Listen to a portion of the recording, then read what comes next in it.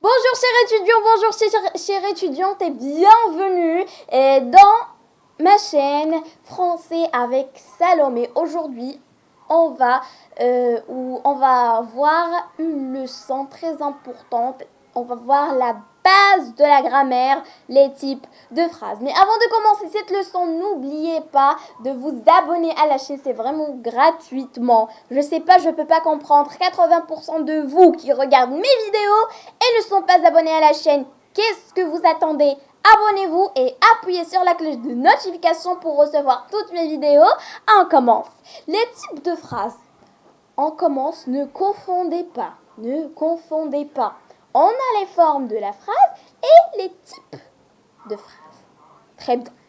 Aujourd'hui, on va voir les types de phrases. Les types de phrases en français, ce sont 4.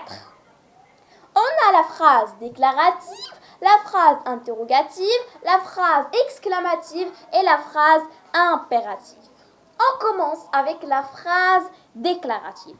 C'est quoi une phrase déclarative? Une phrase déclarative, c'est une phrase qui présente une action ou un état.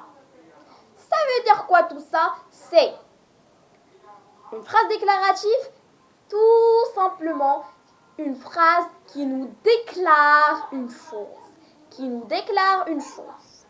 Très bien. Donc, la phrase déclarative, c'est une phrase qui nous déclare une chose. La phrase interrogative. La phrase interrogative. La phrase interrogative, elle pose une question. Elle pose une question. Donc, la phrase interrogative, elle pose une question. La phrase exclamative. La phrase exclamative. Elle exprime un sentiment fort ou un sentiment de joie, tristesse, peur ou admiration. La phrase exclamative, elle exprime un sentiment fort, un sentiment, soit un sentiment de joie, soit un sentiment de tristesse, soit un sentiment de peur, soit un sentiment d'admiration. Très bien. Maintenant, on passe à la phrase impérative et faites attention à la phrase impérative. Donc, la phrase déclarative, elle commence avec, je dis bien déclarative, parce qu'il faut faire attention pour ne pas confondre entre la phrase déclarative, interrogative et impérative. Donc, la phrase déclarative, elle commence par un majuscule et se termine par un point. Ne confondez pas. Pour faire la différence, je vais vous montrer. La phrase déclarative, elle commence par un majuscule et se termine par un point. Et elle a un sujet, un verbe et un complément. La phrase interrogative, elle commence par un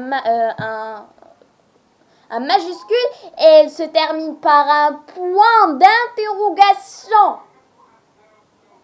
La phrase exclamative, elle commence par un majuscule et elle se termine par un point d'exclamation.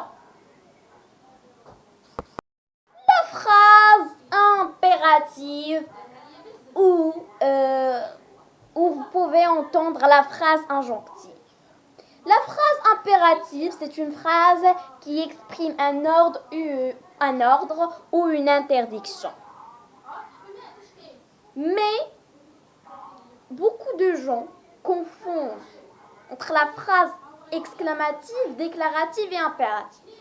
Pour ne pas confondre entre la phrase déclarative, exclamative et impérative, la phrase impérative commence toujours par un verbe à l'impératif. Pour ne pas confondre. Si vous avez un exercice où il vous demande de souligner de souligner la phrase déclarative et d'entourer la phrase impérative, tout simplement, vous allez au début de la phrase. Vous voyez, si cette phrase commence par un verbe à l'impérative, vous l'entourez. Si elle ne commence pas par un verbe et elle commence par un sujet, c'est une phrase déclarative. Donc, pour ne pas confondre entre la phrase déclarative et la phrase interrogative, il faut voir le début de la phrase. Si elle commence par un verbe à l'impératif, c'est une phrase impérative. Et si elle commence par un sujet, c'est une phrase déclarative ou exclamative. Pour ne pas confondre entre la phrase déclarative, c'est très simple. Je n'ai pas besoin de vous dire, mais je vais vous dire, c'est la phrase déclarative. Comme on a dit tout à l'heure, elle se termine par un point et elle commence par un majuscule. Mais la phrase exclamative, elle commence par un majuscule et elle se termine par un point d'exclamation. Maintenant, on va voir des exemples pour bien comprendre. 1. J'ai soif. J'ai soif. La phrase commence par un majuscule et se termine par un point et elle nous déclare que moi, j'ai besoin de boire. J'ai soif. Tout simplement, c'est une phrase déclarative. 2. As-tu pris ton déjeuner? As-tu pris ton déjeuner? Tout simplement. As-tu pris ton déjeuner? Elle pose une question. Donc, on a une question. On a l'inversion de sujet. Et après avoir les exemples, je vais vous montrer la phrase interrogative parce qu'elle demande plus de détails. Je vais vous montrer comment former total, partiel, etc. Donc, pour l'inversion de sujet, je vais faire une autre leçon parce qu'elle demande plus de concentration. Parce qu'il faut faire attention quand on a un sujet, un groupe nominal, un nom propre, etc. Donc, as-tu pris ton déjeuner? C'est une phrase interrogative parce qu'elle pose une question. Ou une question. C'est une question. 3. Quel beau paysage. Quel beau paysage.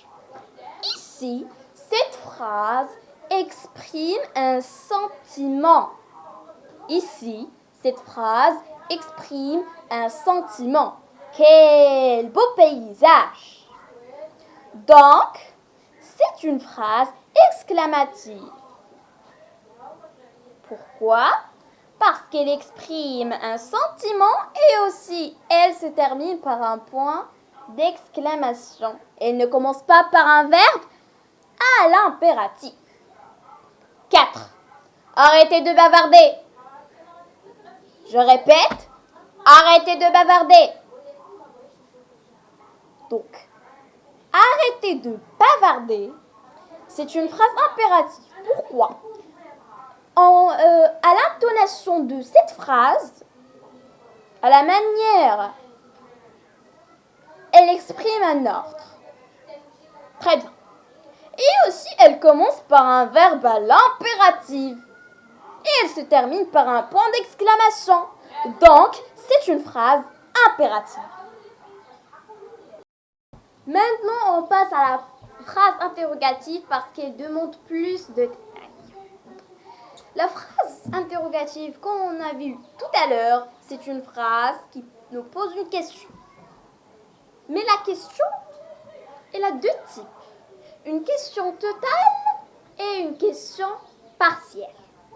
Ne vous inquiétez pas, ne sortez pas de la vidéo. Restez. Je vais vous expliquer c'est quoi total et c'est quoi partiel. Pour les étudiants de 5e année, 4e année primaire, 3e année même, vous n'êtes pas obligé à connaître ça. Vous pouvez le garder pour votre connaissance. Mais pour les étudiants de 6e année primaire, vous êtes obligé de savoir ça. C'est quoi total et c'est quoi partiel? On va voir.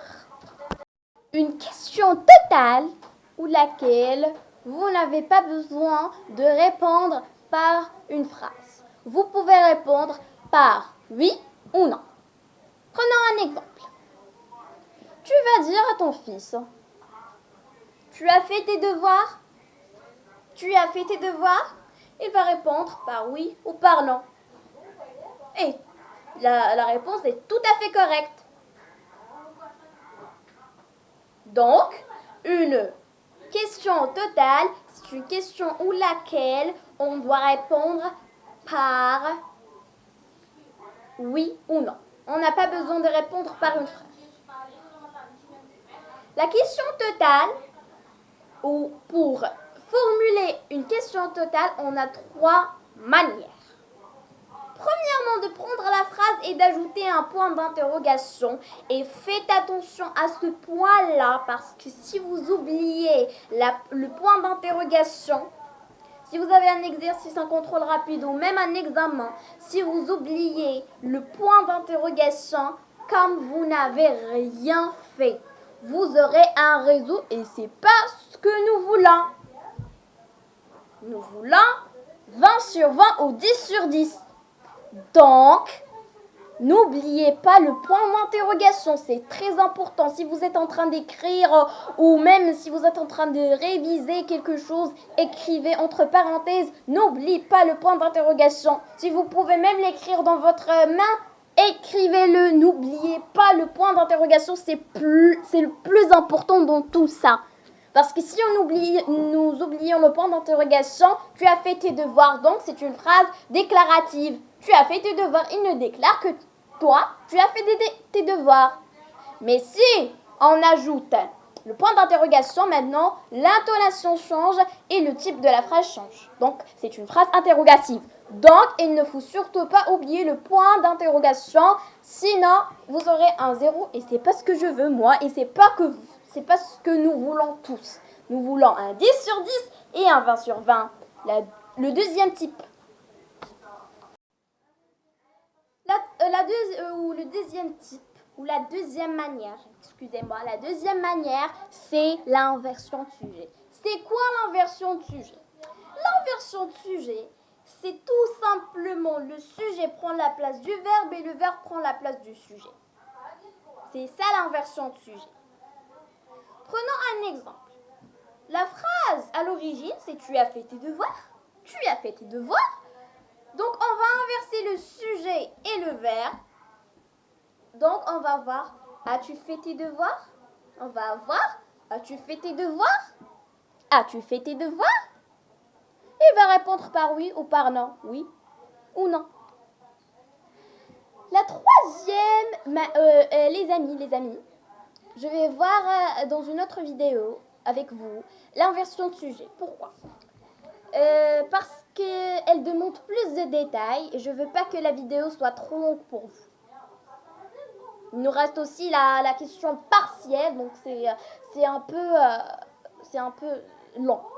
Donc, les amis, je vais faire dans une autre vidéo l'inversion de sujet parce qu'elle demande plus de détails. Si le sujet est un nom propre, un groupe nominal, ça demande plus de détails. Maintenant, on passe à l'expression est-ce que, et j'ai bien dit est-ce que, c'est pas qu'est-ce que. Ne confondez pas. Est-ce que, c'est l'expression où on va l'utiliser. Qu'est-ce que, c'est autre chose. Donc, est-ce que, donc, on prend est-ce que, on l'écrit, et on ajoute la phrase d'origine telle qu'elle et on n'oublie pas le point d'interrogation. Donc voilà les 3 manières ou les 3 façons pour formuler une phrase interrogative ou une question totale. Donc on prend la phrase et on ajoute le point d'interrogation, l'inversion de sujet et on ajoute l'expression est-ce que. Maintenant, on passe à la question partielle.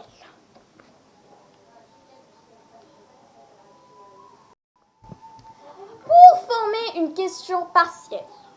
Alors, pour former une question partielle, on a 3 manières ou 3 façons.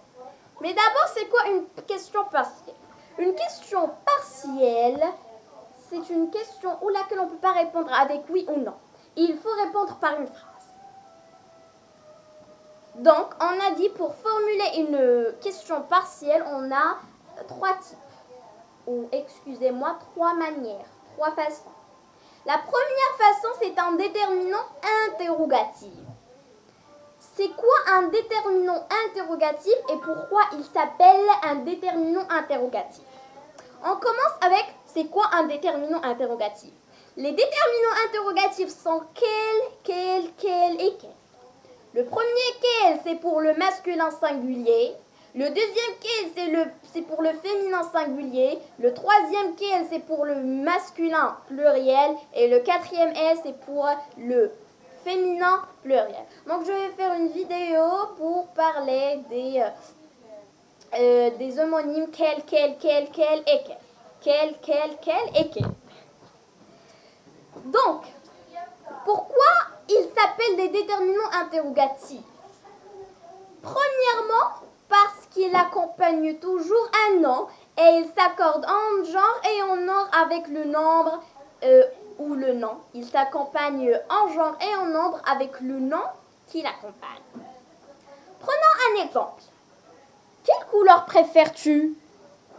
Quelle couleur préfères-tu?